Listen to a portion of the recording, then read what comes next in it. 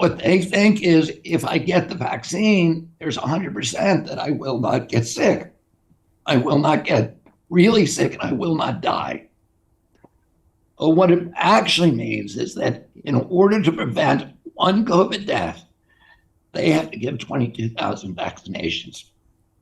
And what that means is if you're going to give 22,000 vaccinations to prevent one COVID death, you better make sure that that vaccine is not killing anybody from other causes. And there's a graph that summarizes all-cause mortality. So how many people died in the vaccine group during that 6-month period, and how many people died in the placebo group? And in the vaccine group, 21 people died over 6 months of the 22,000 of all causes. And in the placebo group, only 17 died. That means if you want to do, if you want to follow their protocols and their estimates, if you take the vaccine, you're 21% more likely to die over 6 months than people who don't, of all causes.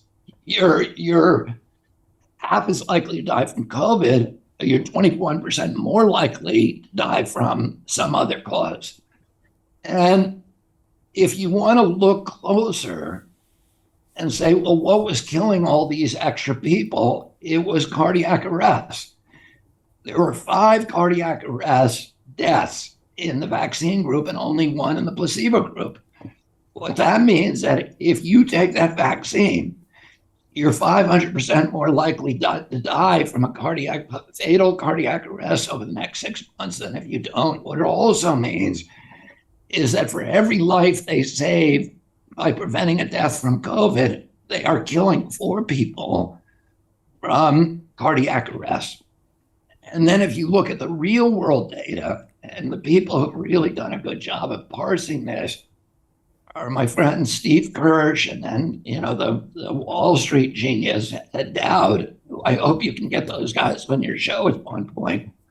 But what they've shown is that by looking at insurance data, by looking at Social Security data, insurance data from all over the world, Social Security data, the mortality and morbidity data from CDC and others, that there's been this huge hike in cardiac arrest death and unexplained deaths. There's so many unexplained deaths among adults that CDC has created a new category of death called SADS, which is sudden unexplained deaths. And the province of Alberta, which is heavily vaccinated, has reported that the highest cause of death in 2021 was unexplained deaths. And this is something that's never, and those deaths are happening to young people. COVID kills the elderly near the end of life, but the vaccines apparently are killing people very young. And we're seeing also, there's so much anecdotal evidence. The athletes who are dying, over 1,100 athletes who have died on the field or have suffered cardiac arrest on the field during 2021, the airline pilots who have died in flight, all of these young, healthy people, and particularly athletes who are suddenly dying without any explanation, and medical personnel as well. And the reaction of the media, the social media, and the pharmaceutical industry and the medical cartel has been to censor information about those deaths, to make sure that the public is not seeing what's happening and is not asking questions.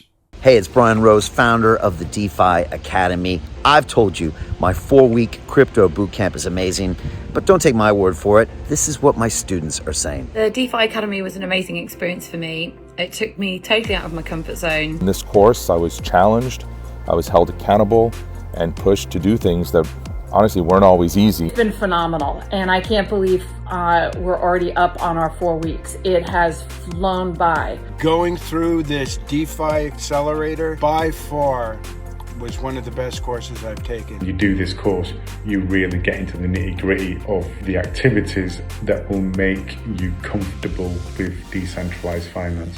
Thank you so much to Brian and everyone at London Real and the DeFi Academy for even putting together an amazing course like this. Anybody else that wants to do it, please sign up. It is well worth the money.